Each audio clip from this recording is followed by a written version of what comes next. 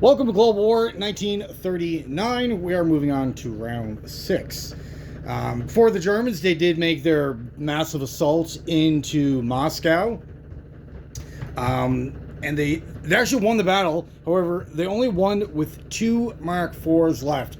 So that battle came down to the very last round of combat, where the Russians, on their last 2 rounds, they scored no hits.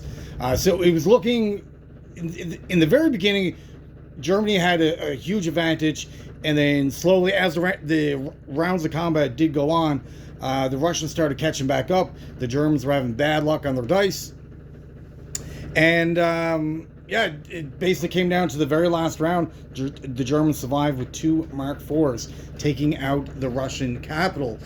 Now, that is good for Germany in regards of the Russian economy. So basically, what happens when you take the Russian capital? Normally, when you take like London, Paris, Washington, Tokyo, all the income for that country would go to the conquering country's bank. However, with Russia, it's a little different. When you take their capital, they're able to move their capital so that the income they have doesn't go to the conquering nation, it just goes back to the bank. So the Germans didn't gain a huge economic windfall, but Russia didn't have any income for this last round. They weren't able to produce any units. And when you go an entire round with producing 0 units, it's not good. Not good at all. However, the Russians were able to counterattack, as you can see. They counterattacked with 3 medium tanks, KV-2, and a couple of infantry, and they only lost, I think it was 1 infantry in the counterattack. So they did take their capital back, which is great. And the Germans lost that huge army that they had. It was just a massive army. But as you can tell, the Germans do have quite a bit of surplus units and equipment that they can amalgamate together. I would highly suspect that the Germans will do their own counterattack. They can get in 6 units here, 2 here, another 2 here, 4 from down here, these 2 infantry and artillery, a mech here, another mech and an artillery here. So they can certainly go in with their secondary attack to recapture Moscow. Now, on the last turn, when they did capture it, that did make Sweden become a pro-Axis. So the Germans took 2 infantry from Oslo and activated those 2 nations, which is another good thing. It gives them another $3. Gives them a small standing army of an artillery and 6 infantry. It also, more importantly, gives them a small navy, 2 coastal battleships, a destroyer, and a coastal sub that will greatly increase and benefit the current German Navy. Now, speaking of their Navy, I do want to rectify something. A couple turns ago, I was talking about the German Navy, and I did mention the Germans had 2 Bismarcks. In fact, I misspoke. They have 1 Bismarck that they start the game with. The other battleship that they acquired was actually from the French that they stole. So that is not a Bismarck. That is just a normal battleship. It takes 2 hits to destroy. The Bismarck is very much like the Amato class battleship the Japanese have, where it has 3 hits to destroy. So I just want to make that clarification, just so we're all on the same page. But certainly, adding the Swedish Navy, these 4 boats, will definitely increase the German Navy. Considering for the entire game, they've only purchased 3 subs. The rest of the Navy they had is either started the game or have acquired from the French or from other nations. So getting Sweden involved in the war is a big deal for the Germans. It gives them a little more firepower, it gives them an economic boost, and the like. Now, for the rest of Germany, or the rest of Russia, the Germans' plan, they're going to knock out Leningrad, this production facility up here, this very northern territory, this territory here. So that'll be another economic boost of 5. Plus, they're going to go after Moscow for another 4. Possibly, maybe this territory inch a little bit closer to Stalingrad. We'll see. But that will give them anywhere between 9 to an extra $10 economically. And then once they capture all three of these territories, their plan moving forward is to either assist in the Japanese, probably even go after Novosibirsk, which is now currently the Russian capital, or come down into the Middle East area. So we'll see, or possibly even London. We'll see. For the Italians, considering we are here, the Italians had another setback. The British did counterattack the last counterattack for the Italians, recapturing Gibraltar, taking away an economic boost of $4 because there is a $3 NO bonus for the Italians. So that is not good, and it is reinforced with a fair amount of units. They do have 4 infantry in there, but they had to sacrifice moving further into Africa to accomplish that. But getting Gibraltar away from the Italians is beneficial to the British. For the rest of Italy, it was just another build-up, getting more units into Alexandria. So this is what's currently here on this card. So we have medium tank, mechanized, 3 normal artillery, heavy artillery. We got 2 elite infantry, a paratrooper, and 8 regular infantry. But that will be followed up by 2 more artillery, another medium tank, a couple cavalry, and a bunch of infantry. I think there's 5 more infantry there to go alongside. So they're going to start thinking about moving closer to Cairo. For their purchase, they went ahead and got another transport. So right now they're up to 6, and just bought another couple of land-based units, another tank, artillery, couple infantry. They did pull back. Their main navy is now in Sea Zone 38. They want to get a little more in range of this area of the Mediterranean. They don't want to be too far away from that. Yeah, so that's pretty much it for the Italians. It wasn't a lot. They didn't attack anywhere, just a bunch of remaneuvering and acquiring new equipment. For the Americans and the English in the Atlantic, the Americans purchased quite a few more transports, getting another group of landing army units, got some more medium tanks, another heavy artillery, a few more infantry to go along with their transport fleet. They don't have a lot of warships over here. Pretty much, they're all going to the Pacific. Basically, they're going to rely on the British to take care of the war aspect side, and then the Americans will be the bulk of the landing force. But of course, the British will provide aid on the landings as well, as they do have currently 6 transports here, and they got another 2 transports down to Sea Zone 35. Canada just purchased another one as well. So they got quite a few landing craft. They have a fair amount of units here that can pile into France whenever they decide to pull off D-Day, which I would suspect is going to happen pretty soon. And for Brazil, they just conquered not conquered, but annexed the last 2 territories in Brazil. So Brazil is fully aligned with the Americans. But over here, this is the Japanese was definitely the story of this turn. As you can tell, they did move into Calcutta, so that FEC is essentially now out of the game. All they have left for any kind of army-based or military assets, they just have 3 infantry and a couple of military bases, but their capital's gone. Definitely, I wouldn't say a hard-fought battle. It was pretty decent, though. It did go to, 5 rounds of combat, I believe. The Japanese did lose a fighter to the AA gun. So definitely, the battle favored the Japanese, and they had superior numbers, but they definitely lost quite a bit of infantry in that pursuit. they lost a couple of artillery units, opting to take out the more expensive artillery as opposed to losing any veterans. They wanted to hold on to those. And so and they still got a heavy artillery. But this fight was definitely nowhere near as dramatic as the Moscow battle. But this whole turn, the Allies lost 2 capitals.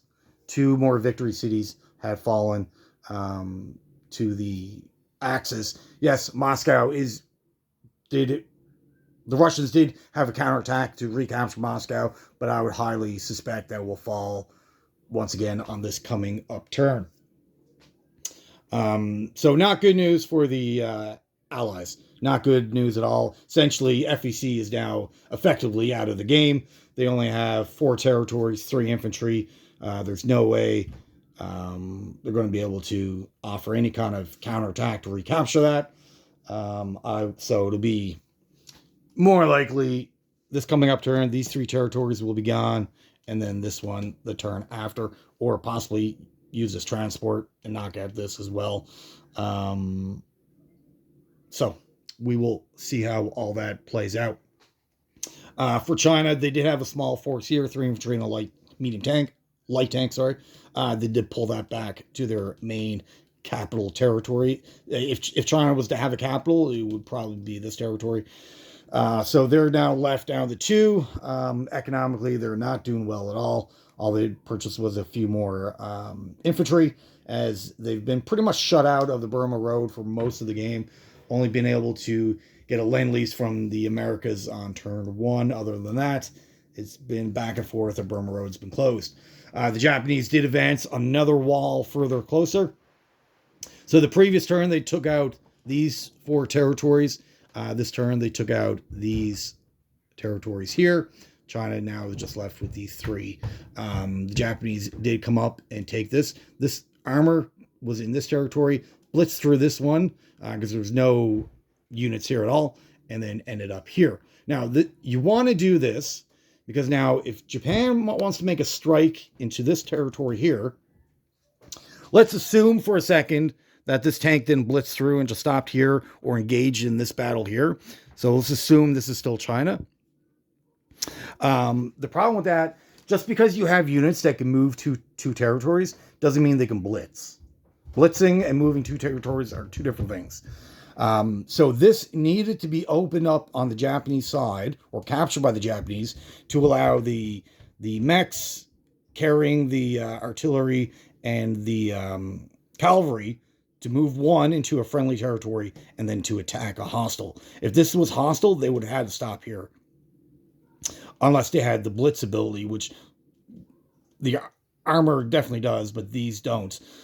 So then you want to have this open to give them the opportunity to move up more units up here than just one.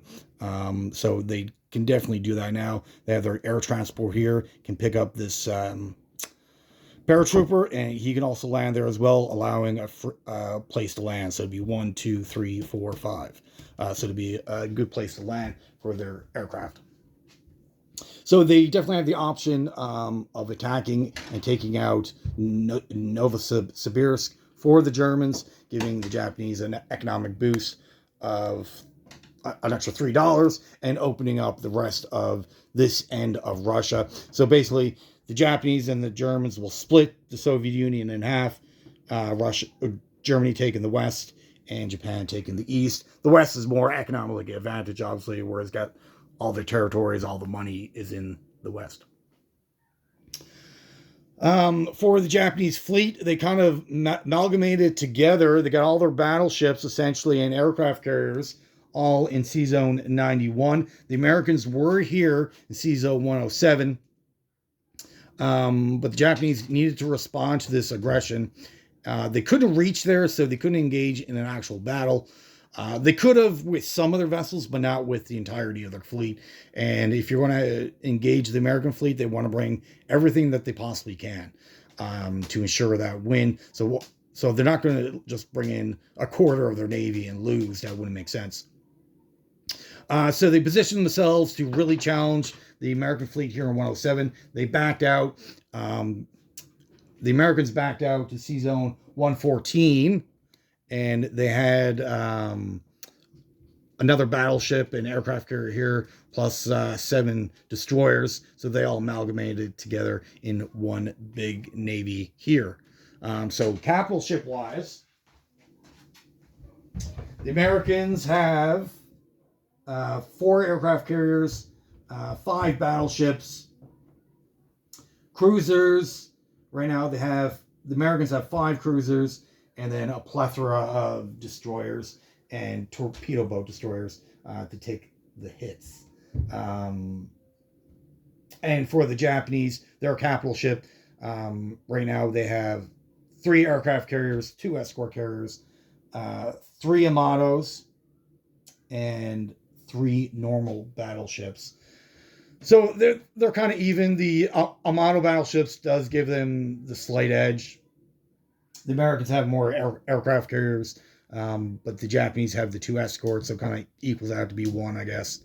But the support vessels, I would give it to the Americans. They do have more, so the Japanese are going to have to worry about getting more smaller vessels in the water to absorb the hits, to take the losses, to save their capital ships. But when it comes to the cruisers, the Japanese definitely have more. But we'll see how the rest of the next couple of turns do play out. For Anzac, they actually did a decent job this turn. They took out 2 islands, 2 key vital islands. So Java, which is worth $3, and this island here has 2 territories equating 5. So the Japanese have to respond to this. This is a lot of money that the Japanese are going to lose, and they don't want that. They're still trying to come up with an answer for the Philippines. Japanese last turn, they purchased a couple of transports, 3, and another Amato battleship, and a slew of just normal conscript infantry, just to round out their production facilities. Basically, these 3 factories here in mainland, you kind of want to max them out every turn. Try to get as many units on into China as possible. So if you engage that big one-time battle, lose a bunch of infantry, is not as big of a blow than if you're skipping rounds producing infantry here. And it doesn't have to be expensive units. Just get as much. Try to max this out. It could be even those $3 infantry as every turn as much as possible. But the Anzacs coming and sniping these 2 islands is a big deal. This is a trade-off of not having military units on the islands and allowing your navy to kind of protect them. If you move your navy out of position, it does give opportunity for your enemy to come and take out those islands. Then you got to recapture them. It is kind of a big pain. But Anzac has done a pretty decent job. They've taken out 1, 2, 3, 4 islands now. So it's getting to the point where the Japanese are going to have to deal with the Australian Navy, as it is becoming quite a nuisance. All right, so overall, that is pretty much this turn. A few highs and lows. Mostly the highs have been for the Axis. Definitely, Japan is definitely putting steamroller onto China now, putting a lot of focus into conquering that nation. FEC is essentially out of the game. Russia is just about eliminated. So things are not going well for the Allies, as the Axis have been, essentially from the beginning of the game, have been putting a lot of pressure and dictating the play, kind of forcing the Allies to make moves that they probably wouldn't want to on a regular basis. Definitely eliminating or limiting their ability to go on the offense and really make risky plays. They've been kind of stuck in this defensive war that they're trying to sway back and go on the offensive, but the Axis have been doing a pretty decent job of holding that back and putting a lot of pressure on the Allies. Right now, the Americans are definitely the strongest allied nation, but they are kind of far away. So economically, right now, the Axis and the Allies are kind of tied. Yes, this is a big stack here, but they did get a one-time bonus from conquering territory. So this is not their normal income. But right now, the Germans are 75, 80, 95. The Germans are up to $95. Yes, the Americans are still above the 100. The British now, as a whole, all 5 nations are under 100. The Russians still have a fair amount of cash here that they spend on this coming up turn. Depends on what the Japanese does, really. Their Novosibirsk is kind of empty, so they could even lose that capital or both capitals. Both of their major, Moscow and their capital this turn. That would definitely hurt the Russians severely. Yeah, so that's pretty much it for this turn. Like I said, a couple highs and lows. Mostly all the highs have been for the Axis. And we'll see how the next couple turns play out. All right, well, thank you for watching and have yourself a great day.